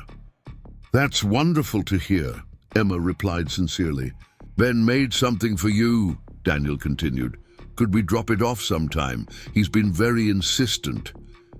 They arranged for the Hendersons to visit the clinic the following afternoon during Emma's lunch break. When they arrived, Ben bounded in with the energy of a typical 6-year-old, a marked contrast to the anxious child Emma had seen in the examination room. "Ms. Reeves," he called, waving a colorful construction paper creation. "I made you a card." Emma accepted the offering with appropriate ceremony. The card featured a somewhat lopsided heart, surrounded by stick figures labeled Me, Dad, Dr. Sharma, and Ms. Reeves. Inside, in careful first-grade printing, was written, "Thank you for making things better." "This is beautiful, Ben. Thank you," Emma said, genuinely touched. "Things are different now," Ben informed her seriously. Grandma Vivian is living in a new place where people help her feel better about Mom being gone, and she said she's sorry she hurt me." Daniel rested a hand gently on his son's shoulder. "We're taking it one day at a time. Vivian needs professional help dealing with her grief, and I should have recognized that sooner." He met Emma's gaze. "If you hadn't created that space for Ben to talk, I don't know how long this might have continued or how much worse it might have gotten." "That's what we're here for," Emma replied simply, "to notice what needs to be noticed." Later that evening, Emma sat at her kitchen table, adding Ben's card to the growing collection of mementos from children whose lives had intersected with hers at pivotal moments. Lily wandered in, dropping her backpack on a chair with teenage nonchalance. "Another kid you helped?" she asked, glancing at the colorful card. "Yes," Emma confirmed, "a different kind of situation this time. Sometimes people who love each other still hurt each other, especially when they're grieving." Lily considered this as she rummaged through the refrigerator. Like when Dad was so angry after the divorce. Emma paused, surprised by the perceptiveness of her daughter's comparison. "Yes, I suppose so. People in pain sometimes lash out, even at the people they care about most." "But he got help," Lily noted matter-of-factly. "And now he's okay. He doesn't yell anymore." "That's right," Emma agreed softly, reflecting on how her ex-husband had indeed worked hard to manage his anger after their separation. Getting help makes a difference. The following week brought a staff meeting at Evergreen Clinic where Dr. Sharma shared some noteworthy news. "I've been corresponding with several other pediatric practices about Emma's training program for identifying non-verbal signs of child distress," she announced. 3 clinics in neighboring counties have requested our materials, and Memorial Hospital's pediatric department wants Emma to conduct a workshop for their staff. Emma felt a mixture of surprise and pride as her colleagues congratulated her. What had begun as a personal commitment following the Noah Wilson case had evolved into something larger, something with the potential to help more children than she could ever see personally. After the meeting, James Bennett from Child Protective Services stopped by the clinic. He'd become a regular presence as the clinic's staff became more proactive in identifying potential abuse cases. "Heard about the Henderson case," he commented, as he and Emma discussed several ongoing situations. "Good call on that one. Grandmother's now in treatment, father's fully engaged. That's the kind of resolution we hope for." "It makes me wonder how many similar situations go unnoticed," Emma replied. "If I hadn't created that moment alone with Ben, if I hadn't pressed about those specific bruises." Bennett nodded thoughtfully. "That's why what you're doing with this training program matters so much. Most healthcare providers want to help, but they either miss the signs or don't know how to create those critical moments of disclosure. I've been thinking a lot about different types of abuse situations," Emma said, organizing her thoughts as she spoke. "There's the calculating abuser like Marcus Reynolds, who deliberately isolates and terrorizes. There's the parent with anger issues who loses control like Caroline Mitchell. And then there are cases like Vivian Henderson, people who are suffering themselves and whose pain spills over harmfully onto children. Different causes, different interventions," Bennett agreed, "but all requiring someone to notice and act." As spring turned to summer, Emma's reputation as an advocate for children's well-being continued to grow. The workshop at Memorial Hospital led to an invitation to speak at a regional healthcare conference about creating trauma-informed pediatric environments. Dr. Sharma proudly supported Emma's increasing role as an educator, adjusting her clinical schedule to accommodate these opportunities. On a warm July afternoon, Emma was reviewing her presentation notes for an upcoming training session when Sarah appeared at her elbow. "You have a visitor," the receptionist said with a smile. says it's important but won't tell me what it's about. Curious, Emma made her way to the waiting room, where she found Vanessa Wilson standing near the play area. She looked different from when Emma had last seen her. More relaxed, her formerly rigid corporate demeanor softened into something more authentic. "Ms. Reeves," Vanessa greeted her warmly. "I hope you don't mind me dropping by unannounced." "Not at all," Emma assured her. "How's Noah doing?" "Thriving," Vanessa replied, genuine happiness illuminating her expression. "He's at summer camp right now. Art therapy camp, actually. His counselor says he has real talent." "That's wonderful to hear." Vanessa nodded, then got to the purpose of her visit. "I'm here on behalf of the Children's Advocacy Center. We've received a significant grant to develop a training program for school personnel, teachers, counselors, coaches, on recognizing signs of abuse and creating safe disclosure opportunities." She smiled. "Essentially, we want to take what you've been doing here and expand it to educational settings. Would you be interested in consulting on the project?" Emma blinked in surprise. "Me? I'm not an expert by any means." "But you are," Vanessa interrupted gently. "You saw what others missed with Noah. You created the moment that allowed him to tell his truth, and I understand you've done the same for several other children since then." "I've just been doing my job," Emma demurred. "With extraordinary attention and skill," Vanessa countered. "James Bennett speaks very highly of your instincts and approach. So does Dr. Sharma, whom I've been working with on several community initiatives." Oh, the conversation continued in Dr. Sharma's office, where Emma learned more about the proposed training program. The pilot would start with 3 local schools in the fall, with potential for county-wide implementation if successful. "Why don't you think about it?" Vanessa suggested as their meeting concluded. "The time commitment would be flexible. We know you have your clinical responsibilities." "I will," Emma promised, already feeling drawn to the possibility of helping more children beyond those who came through the clinic's doors. That evening, as fireflies began to appear in the gathering dusk of her backyard, Emma sat on her porch swing contemplating Vanessa's offer. Lily joined her, 2 glasses of lemonade in hand. "Mom, what's on your mind?" "You've been staring at those fireflies for like 20 minutes, Lily observed, passing her a glass. Emma smiled at her perceptive daughter. "I've been offered an opportunity to help develop a training program for schools, teaching staff how to spot signs that a child might be in trouble at home." "Like what you did with that little boy Noah and the others?" Lily asked.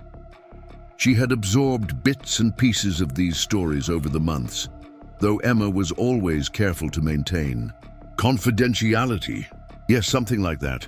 It would mean some extra hours, maybe some travel to different schools." Lily considered this, absently brushing away a mosquito. "You should do it," she said decisively. "You're always saying that the worst thing is when no one notices, when a kid needs help." "When did you get so wise?" Emma asked, regarding her daughter with a mixture of pride and wonder.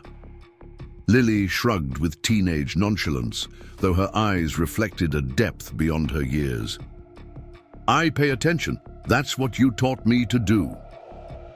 Later that night, Emma sat at her desk and composed an email to Vanessa, accepting the consulting role with the Children's Advocacy Center.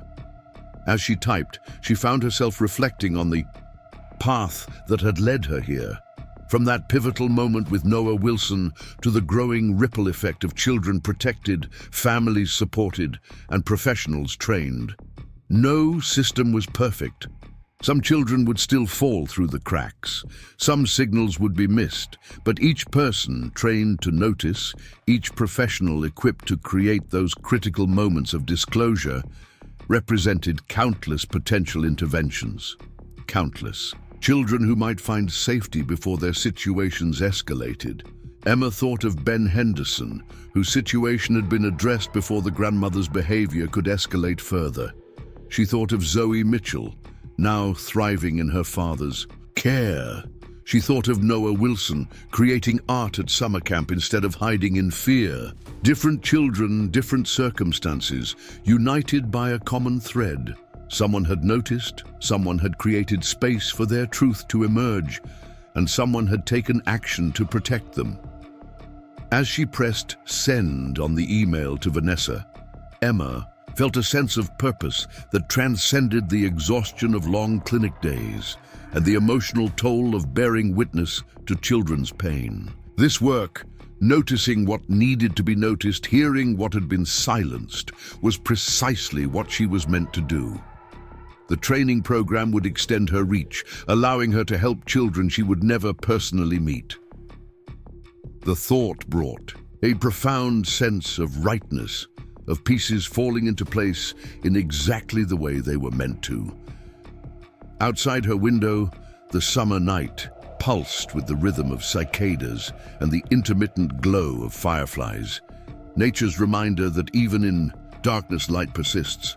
For children living in the shadow of abuse, that light often came in the form of a single observant adult who refused to look away. Emma had become that light for some. Now, through this new opportunity, she would help others become that same beacon of safety and intervention, creating a network of protection that no child would slip through unnoticed. It was, she realized, exactly where all paths had been leading her since that first moment when she had created the space for a frightened child to whisper his terrible secret and discovered the power of truly listening. The first hints of autumn painted the edges of the maple trees outside Evergreen Children's Clinic, their green leaves beginning to blush with gold and crimson. Emma Reeves stood at the front of the community center meeting room, scanning the faces of 25 teachers, counselors, and school administrators who had gathered for the final session of her training program. After months of development and implementation, the Silent Voices Initiative was completing its pilot phase in Pinecrest School District. Today, we'll review the key indicators we've discussed and practice scenario responses one last time, Emma explained, shifting slides on her presentation. But first, I'd like to share some preliminary outcomes from the past 3 months. The next slide displayed a simple but powerful statistic. 17 children had been identified across the district's 3 pilot schools as potentially experiencing abuse or neglect. Of those cases, 12 had been confirmed after proper assessment, and interventions ranging from family support services to temporary removal had been implemented. That's 12 children who might have remained in dangerous situations if not for your increased awareness and willingness to create safe spaces for disclosure, Emma noted, watching the impact of her words register on the attendees' faces. Each of you has become an essential link in our community's safety net for vulnerable children. In the back row, Vanessa Wilson from the Children's Advocacy Center nodded approvingly. The former marketing executive had proved to be an exceptional partner in developing and promoting the program, leveraging her professional skills to secure additional funding and community support. What had begun as a small pilot had already attracted attention from neighboring counties seeking to implement similar initiatives. As Emma guided the group through role-playing exercises, demonstrating effective ways to respond to a child's disclosure of abuse, she reflected on how much had changed in the year since Noah Wilson had first whispered his secret to her in the examination room. That single moment had set in motion a cascade of events that extended far beyond one child's safety, creating ripples that continued to spread throughout the community.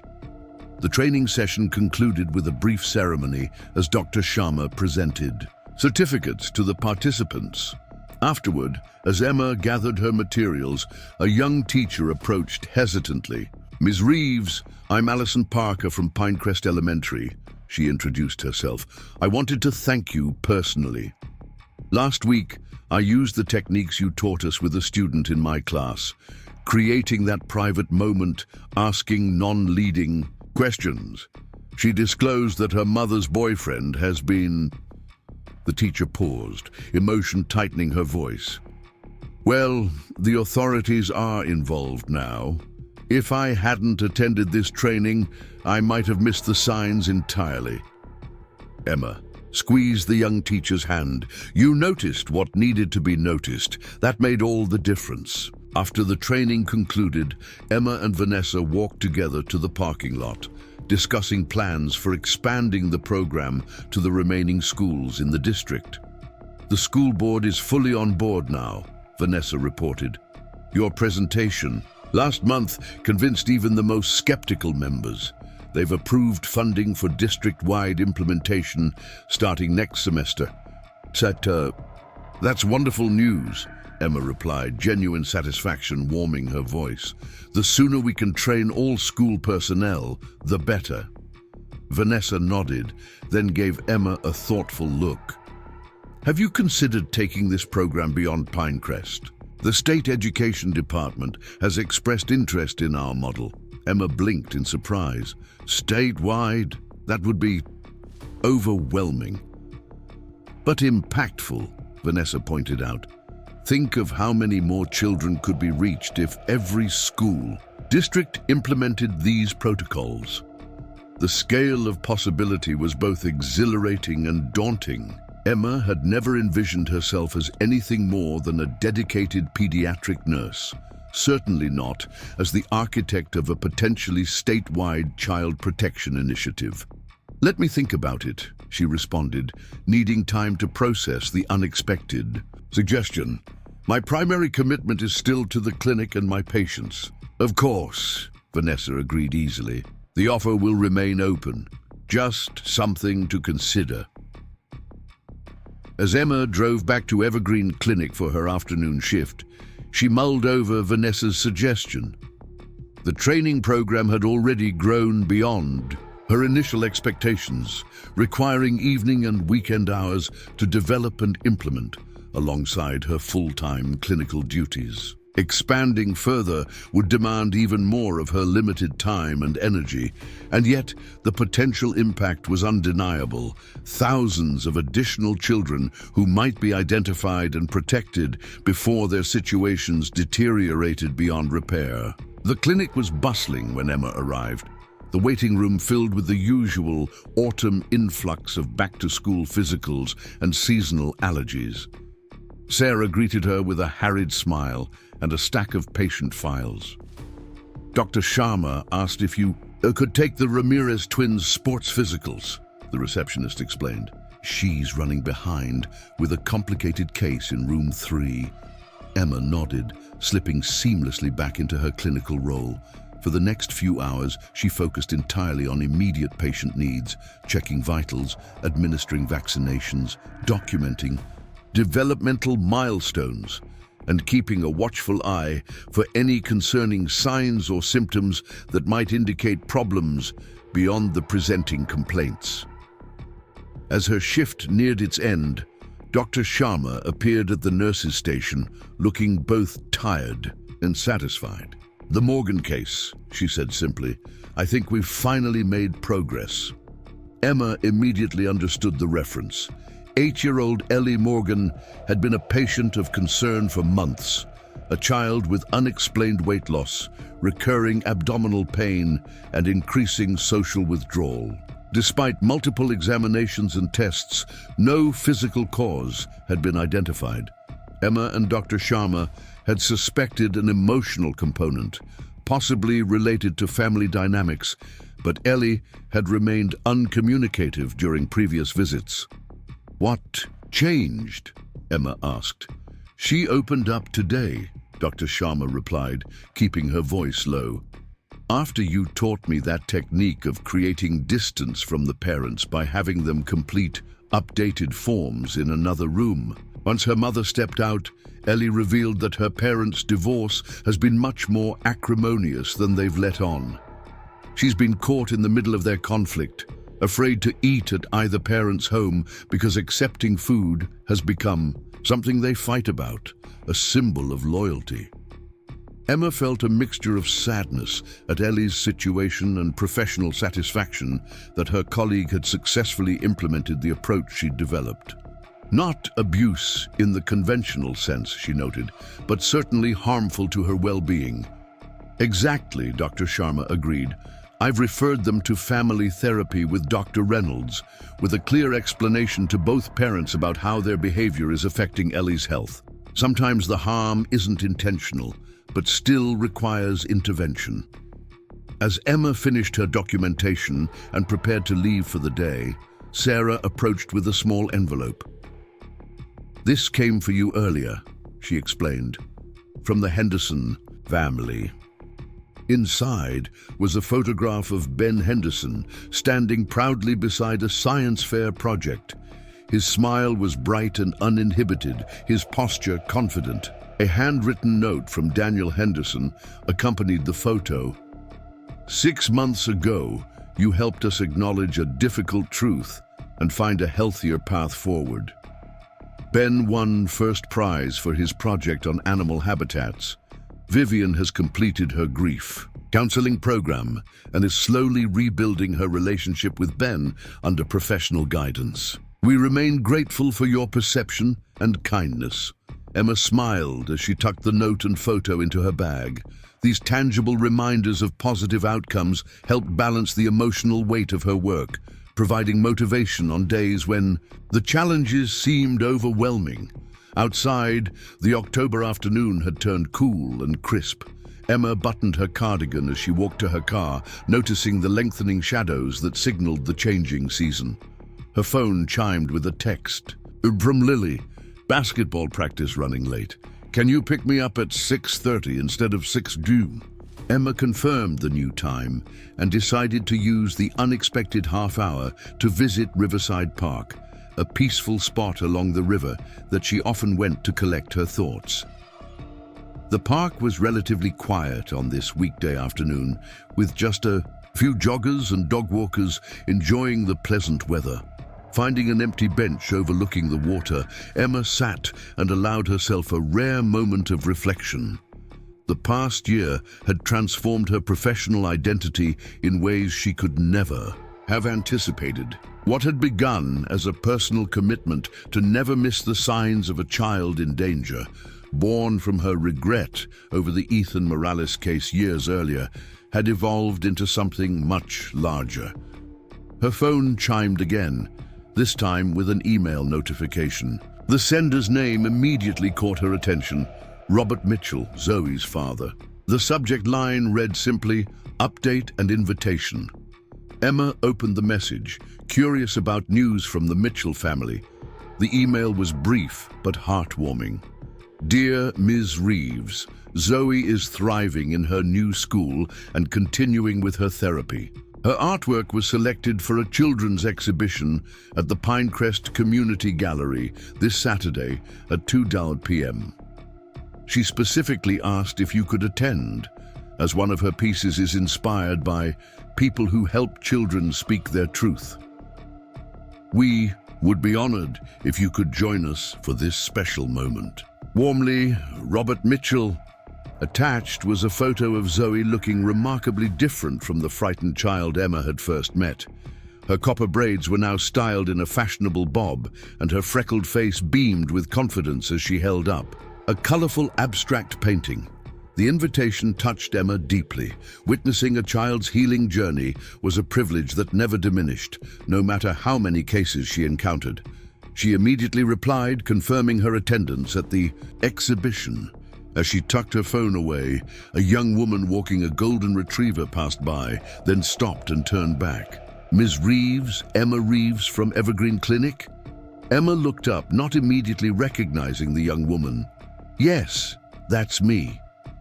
"I'm Jessica Turner," the woman explained. "You probably don't remember me. It was years ago. I was 12 when you noticed the burns on my arms during a sports physical." She sat down on the bench beside Emma, her dog settling patiently at her feet. "You were the first person who asked me directly about what was happening at home." Memory clicked into place, and Emma recalled the case from her early years at the clinic. A preteen with cigarette burns similar to Noah's, an alcoholic mother who had eventually entered treatment, a family that had slowly rebuilt itself from the brink of disaster. "Jessica," Emma said warmly, "of course I remember you. How are you doing?" "I'm great, actually," the young woman replied with a genuine smile. "I graduated from State University last year with a degree in social work. I'm working with the County Family Services Department now." She patted her dog's head. "And this is Keeper, my therapy dog in training. We visit children in foster care together." Emma felt a surge of pride and wonder. "You went into social work?" Jessica nodded. "Because of you, actually. I never forgot how you created that safe space for me to tell the truth, even when I was terrified of what might happen." She glanced out at the river, her expression reflective. "When my mom finally got sober, she asked me why I hadn't told anyone what was happening earlier.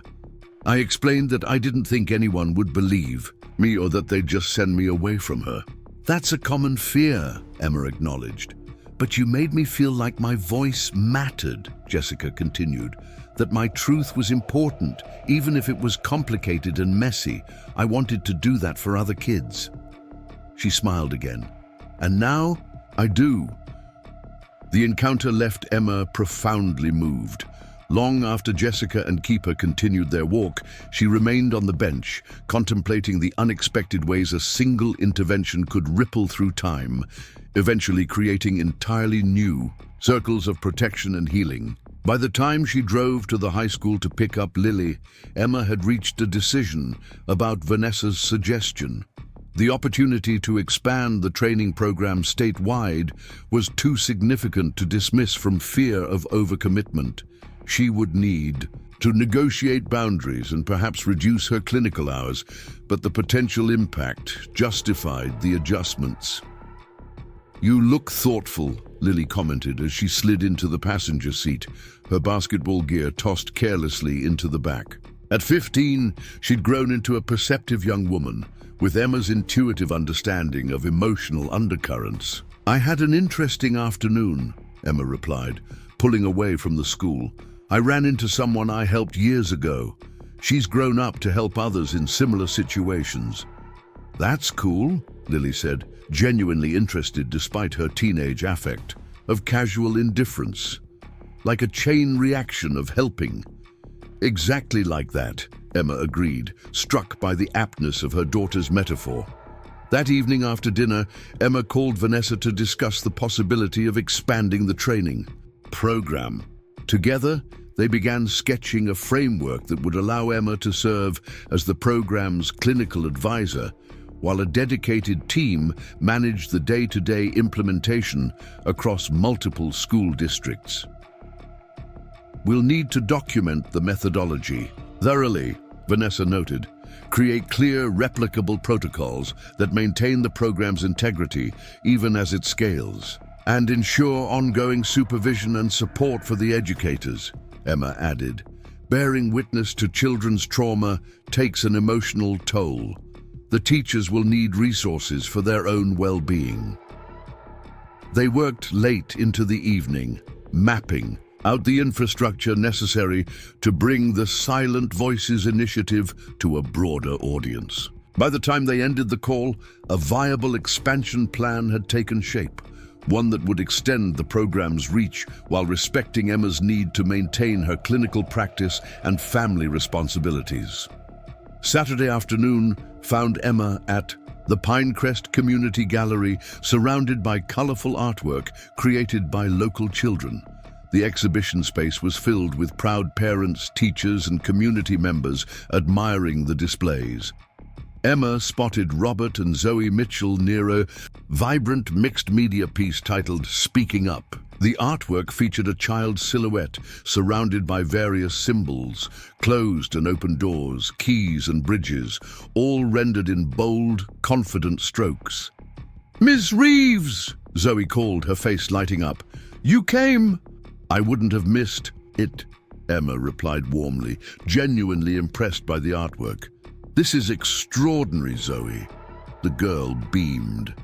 "It's about finding ways to tell your story even when it's scary," she explained with remarkable articulateness for a 9-year-old.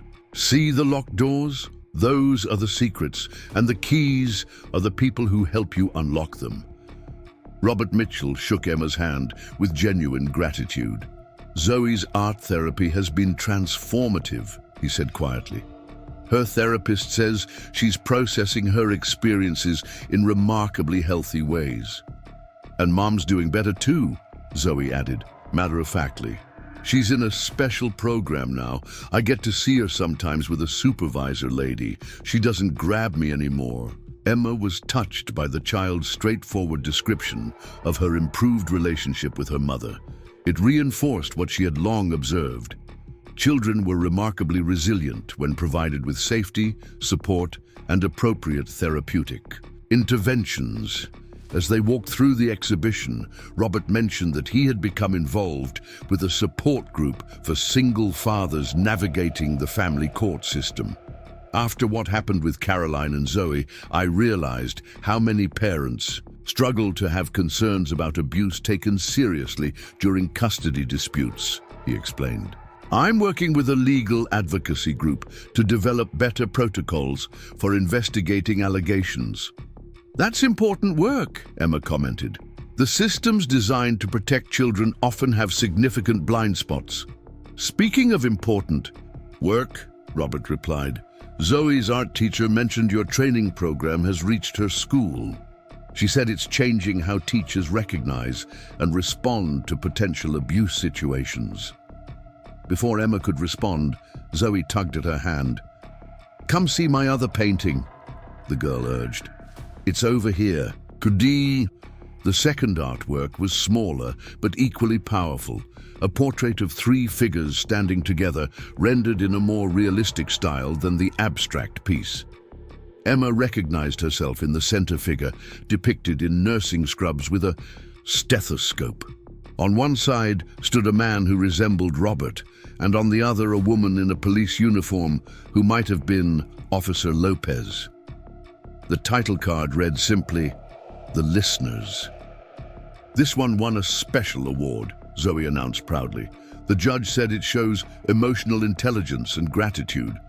Emma felt unexpected tears prick her eyes. "It's beautiful, Zoe. I'm honored to be included." After the exhibition, Emma declined Robert's invitation to join them for celebration ice cream, aware that this was special family time for the Mitchells. As she walked to her car, she received a text message from Dr. Sharma. "Board approved your adjusted schedule starting next month. 3 clinical days, 2 program development days. Congratulations on finding the balance." Relief washed over her. The new arrangement would allow her to maintain her connection with patients while dedicating significant time to expanding the training initiative. It wasn't a perfect solution. She would miss aspects of her full-time clinical role, but it represented a thoughtful compromise that served both her immediate community and the broader goal of protecting vulnerable children across the region. That evening, Emma sat on her back porch with a cup of tea, watching fireflies begin their nightly dance along the edge of her garden. Lily joined her, unusually contemplative for a Saturday night when she would typically be texting friends or watching movies. "I've been thinking about something," Lily began, settling into the adjacent chair. "Remember when you showed me that card from that little boy, Ben, and you explained how his grandmother was hurting him because she was so sad about his mom dying?" "I remember," Emma replied, curious about the direction of her daughter's thoughts. "My health teacher is doing this unit on mental health and recognizing warning signs in friends," Lily continued. "And I realized it's kind of like what you do, except with teenagers. Noticing when something's wrong, even if people don't say it directly?" Emma nodded encouragingly. "There are definitely similarities." "There's this girl in my biology class, Maddie," Lily said, her voice growing more serious. "She's always been super quiet, but lately she's been different, jumpy, wearing long sleeves even during gym when it's hot, losing weight. I noticed cuts on her wrist yesterday when her sleeve slipped up. Emma felt a surge of maternal pride combined with professional concern. That does sound worrying. Have you spoken to her? I tried, Lily replied. She said it was nothing, just scratches from her cat. But Emma, the way she said it reminded me of how you described those kids who tell you they fell when really someone hurt them. In Maddie's case, she might be hurting herself, Emma suggested gently. Self-harm is unfortunately common among teenagers dealing with emotional pain. Lily nodded. That's what I thought too. I'm just not sure what to do. If I tell a teacher, she might never trust me again. But if something happens to her, and I didn't say anything. The dilemma was one Emma had faced countless times in her professional capacity, balancing respect for privacy against the urgent need to ensure safety. She was touched that Lily had internalized these values and was wrestling with them so thoughtfully. What would you do, Mom? Lily asked, if you were me?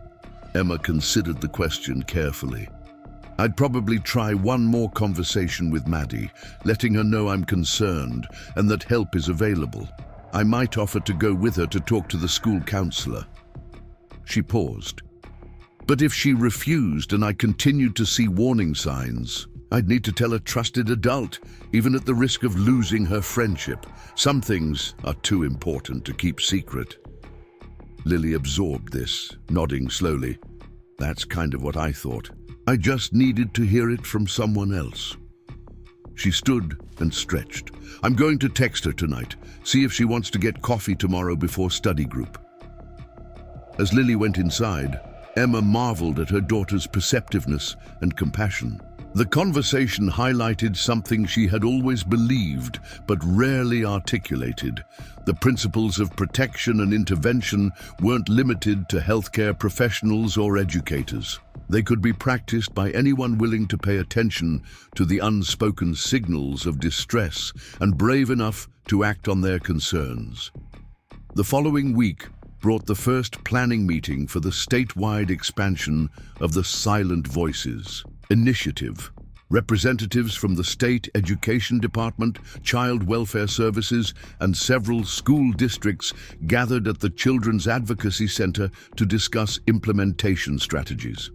As Emma presented the program's core components and preliminary outcomes from the Pinecrest pilot, she was struck by the attentiveness of the audience. These were seasoned professionals who dealt with child welfare issues daily.